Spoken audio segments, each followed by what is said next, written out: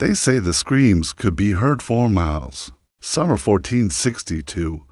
You're an Ottoman soldier in the most powerful army on earth. You've conquered Constantinople. You've toppled empires. You're marching into a tiny principality called Wallachia to crush a rebel prince. It should take weeks, maybe days. Then you smell it. Death, rot, something else you can't quite name. Your column slows. The scouts haven't stopped moving. And as you round the hill near the capital city, you see it, a forest. But the trees, they're not trees. They're human beings. 20,000 of them.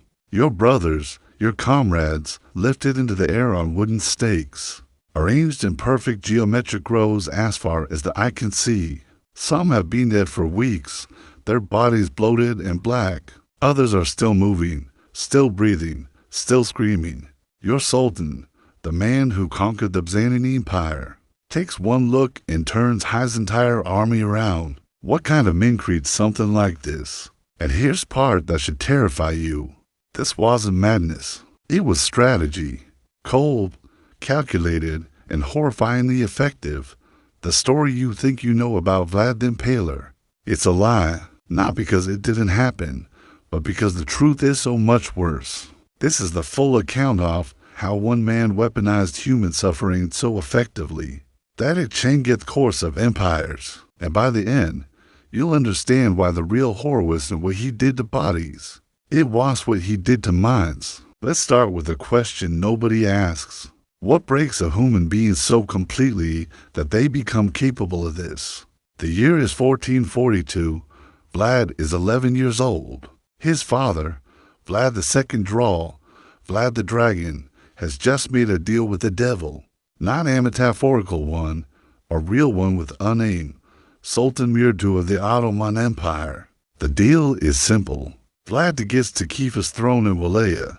In exchange, hands over his two youngest sons as hostages.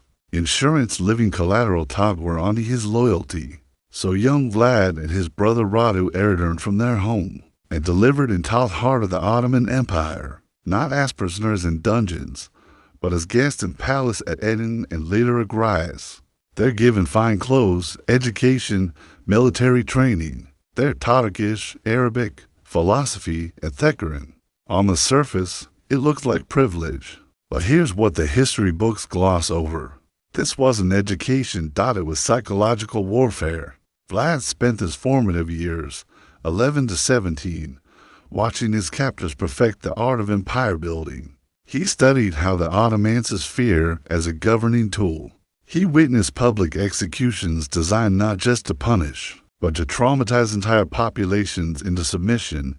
He learned that terror, when applied with surgical precision, was more effective than any army. And he learned something else. He was utterly powerless, while his younger brother Radu adapted, even forming a close friendship with the Sultan's son, Mehmed. Vlad refused Turbans. According to Ottoman court records, he was frequently punished for his defiance. Some accounts suggest he was beaten, possibly tortured. The exact details are lost to history, but what's certain is this. Something fundamental broke inside him during those years. Or perhaps more accurately, something crystallid. He developed what modern psychologists might call a persecution complex, combined with an obsessive need for control, but he channeled it. Every punishment he endured, he studied. Every torture technique he witnessed, he memorized. He was building a mental arsenal piece by piece. In 1448, after 6 years of captivity, Vlad finally returned to Wallachia. He was 17 years old. 2 months later, his father was assassinated by rival boyars. The nobility who played both sides between the Ottomans and Hungarians, his older brother, Misha, was buried alive. Vlad was alone, surrounded by enemies, backed by nobody. And here's where the story gets interesting. He didn't just want revenge. He wanted to make the world in the image of his trauma. He would take everything the Ottomans had taught him about terror and refine it into something they had never seen before. But first, he had to wait. For 6 more years, Vlad lived in exile, plotting, planning. studying military tactics and political maneuvering, and in 1456, with Hungarian backing, heavily seized the Wallachia throne. Demeter was about to be born. If you're fascinated by the documented psychological breaking points that created history's most notorious figures, hit subscribe. We're just getting started with how this broken boy came. Something far worse than his captors ever imagined. Vlad's coronation feast in 1456 should have been a celebration. Instead, it becometh blueprint for everything that followed. He invited the boy families, the same nobility who had orchestrated his father's murder and buried his brother alive. Hundreds of them arrived in their finest clothes, believing they were there to pledge loyalty to the new prince. The great hall was decorated, wine flowed freely. Then, in the middle of the feast, Vlad stood up and asked a simple question. How many princes of Wallachia have you lived through? The older boy proudly answered 710. Some claimed to remember a dozen differentiators. They were bragging about their survival, their political savvy, their ability to outlast any prince who sat on throne. Vlad smiled. Then he gave an order. Every boy who had answered was arrested on the spot. But here's where you see the methodical mind at work. Headed and execute them. Not yet. Instead, he separated them into two groups based on age and health. The older ones, the architects of his family's destruction, they were impaled immediately outside of palace walls. Not quickly.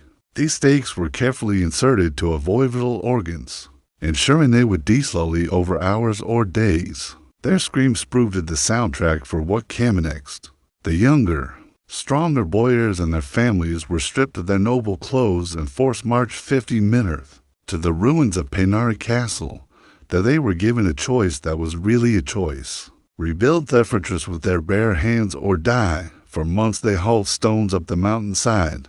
They worked until their hands bled, until their fine clothes rotted off their bodies, until they collapsed from exhaustion.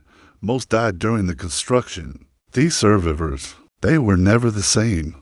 Vlad had effectively erased the old nobility and replaced them with a new class, who owed everything to him and lived in absolute terror of his displeasure. This wasn't just revenge. It was a systematic dismantling of the power structure that had made Wallachia weak, and it revealed something crucial about Vlad's psychology. He didn't just want obedience. He wanted to break people so completely that obedience became their only possible response. But this was still domestic politics.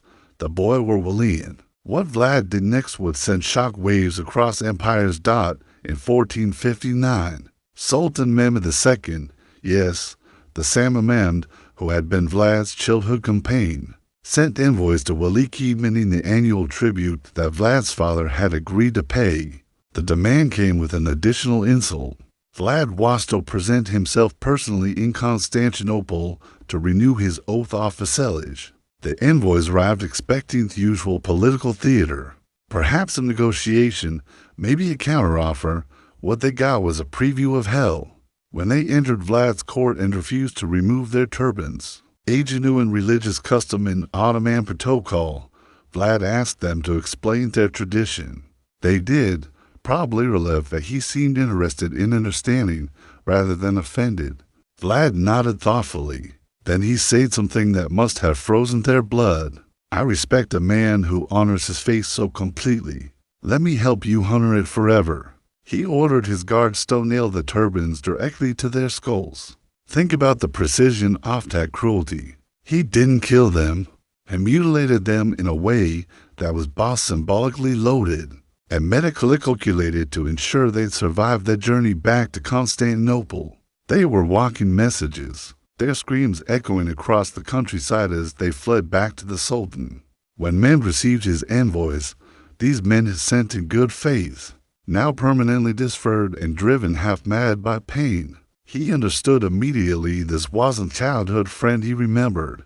This was something new, something that had taken the Ottoman lessons in terror and evolved them into something even the Ottomans hadn't imagined. War was now inevitable, but before that war came, Vlad had more messages to send. Here's what most people don't understand about impalement. It wasn't just execution. It was engineering. The common image, a stake driven straight through the torso, would kill almost instantly. That defeats the entire purpose. Vlad's method was far more sophisticated and infinitely more cruel. Based on contemporary medical analyses of the descriptions and surviving Ottoman accounts, here's how it actually worked. First, the victim was laid face down, the stake, carefully selected, rounded at the tip, and thoroughly oiled, was inserted through the rectum. But here's the crucial detail. It was inserted at an angle specifically designed to miss all major organs and blood vessels. The victim was then slowly raised upright and gravity did the rest. Over a course of hours or sometimes days, their own body weight would force the stake gradually upward through their torso. The path was calculated to avoid heart, lungs, and major arteries. In some documented cases, the stake would eventually emerge through the shoulder or chest, but the victim could remain alive for up to 3 days. Why this method? Because Vlad understood something that modern psychological warfare experts know confirm. Witnessing prolonged suffering is exponentially more traumatizing than witnessing quick death. A battlefield beheading is horrific but brief. Impalement was a performance that lasted days, complete with screams that could be heard across entire valleys. But the physical act was only one opponent. The real genius, if we can use such a perverted word, was in the staging. When Vlad impaled victims, headed it in public squares, along major roads, outside city gates, anywhere that would maximize visibility. He understood that word of mouth and rumor would multiply the psychological end, far beyond the actual number of victims. One impalement witnessed by 100 people would create 100 storytellers, each of whom would tell 100 more, and he refined the symbolism constantly. Stakes were at different heights based on rank, peasants near the ground, nobles higher, the highest reserved for enemy commanders.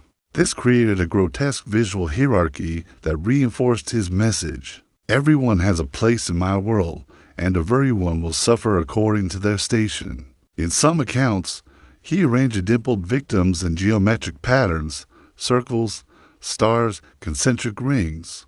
This wasn't random sadism. It was a demonstration of control. It said, I have so much power that I can turn human suffering into art.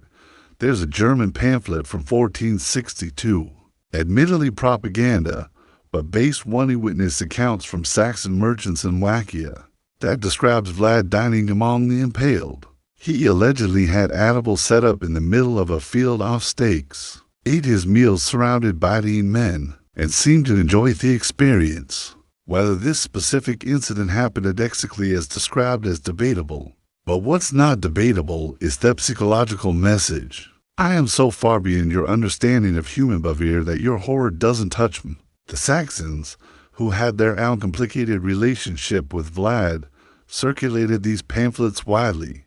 They were some of the first mass-produced horror stories in European history, complete with woodcut illustrations. These images, crude but effective, spread across Europe and cemented Vlad's reputation. But here's the question nobody was asking. Was any of this working?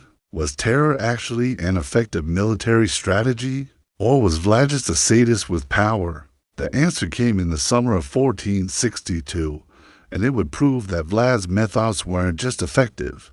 They were devastatingly so. Sultan Mehmed II had finally had enough. By early 1462, Vlad had not only refused to pay tribute, but had launched raids deep into Ottoman territory south of the Danube. On a particularly brutal campaign, he crossed Ottoman lands with a small force according to his own letter to the Hungarian king, killed over 23,000 people.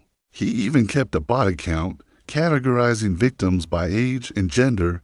Mehmed, who had conquered Constantinople at age 21, who had crushed rebellion after rebellion, who commanded the most powerful military machine on earth, decided to personally handle the clan problem. In the spring of 1462, he assembled an army estimated between 60,000 and 90,000 men. The exact number is lost to history, but event conservative estimates put it at more than triple Wallachia's entire military-age Mali population.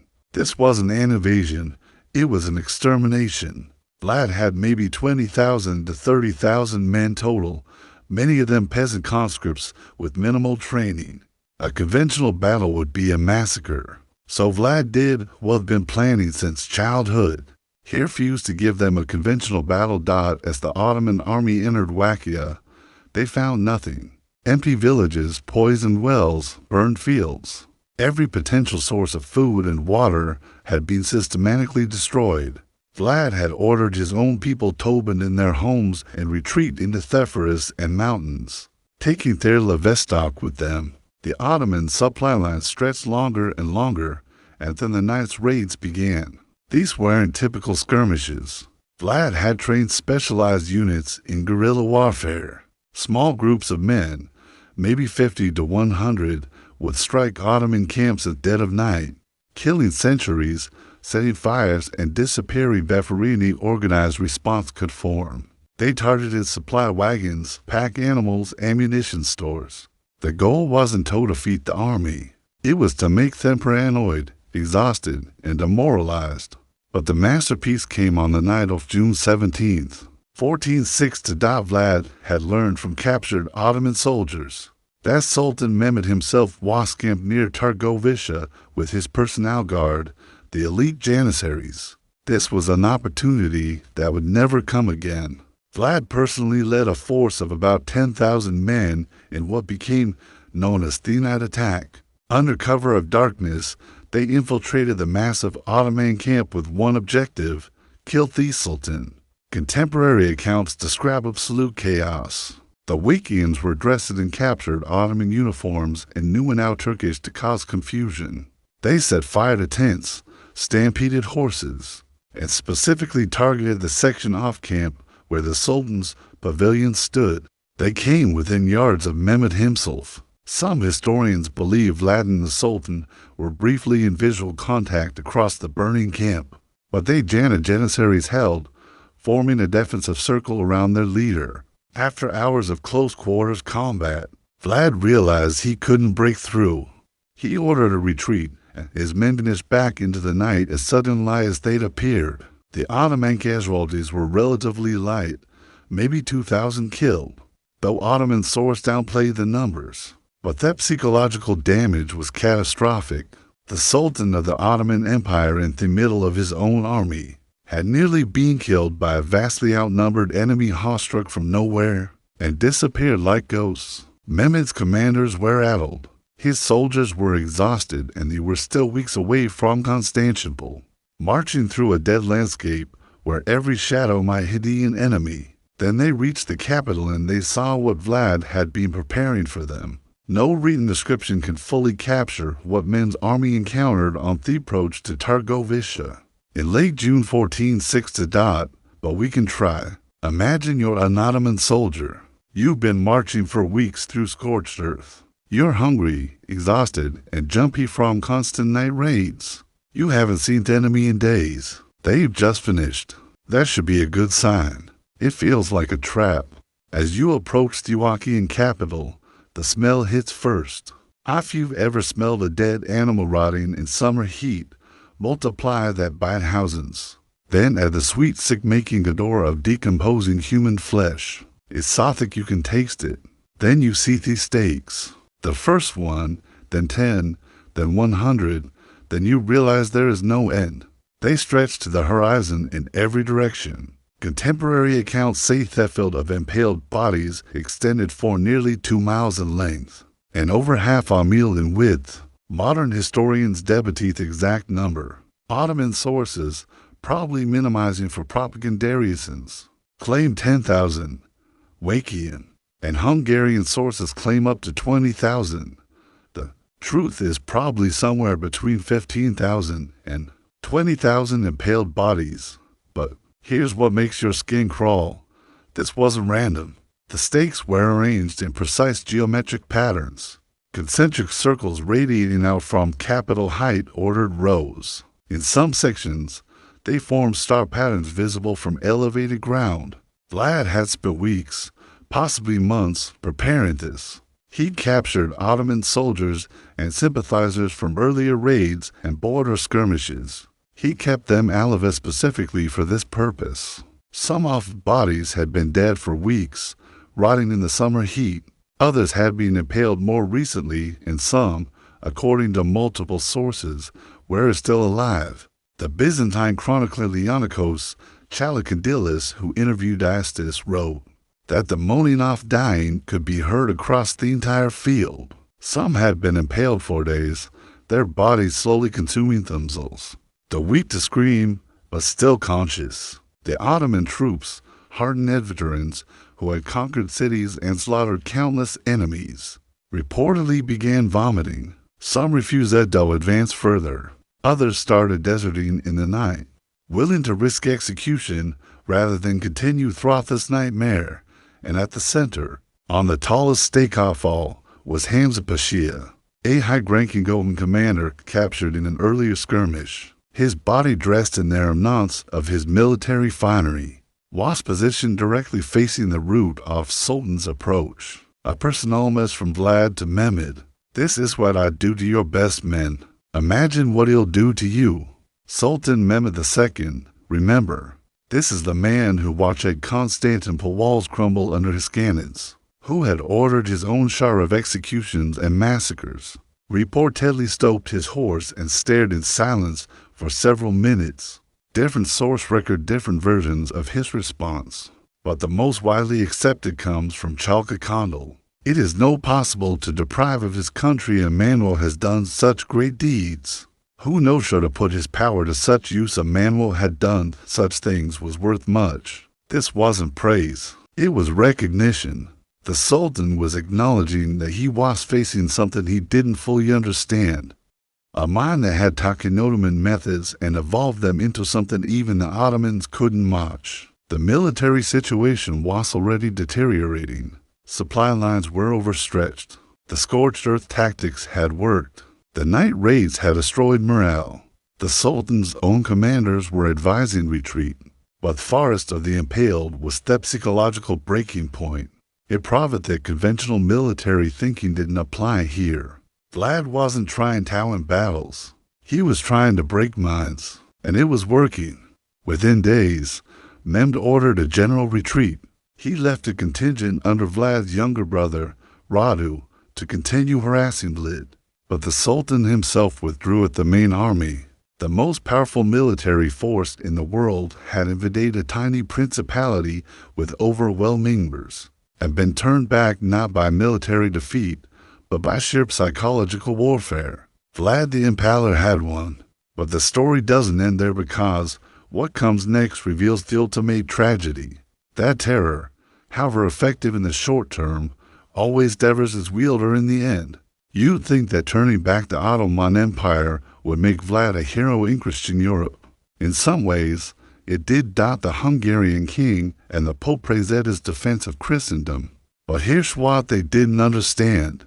Vlad couldn't turn it off. The methods that defeated the Ottomans didn't stop with the Ottomans. He used them on everyone. By late 1462, Vlad was impaling Wallachia merchants for price gouging. He was employing boyars suspected of disloyalty based on rumors. He was impaling entire villages for minor infractions. The tool he'd forged to defeat a superior enemy had become his only tool for everything.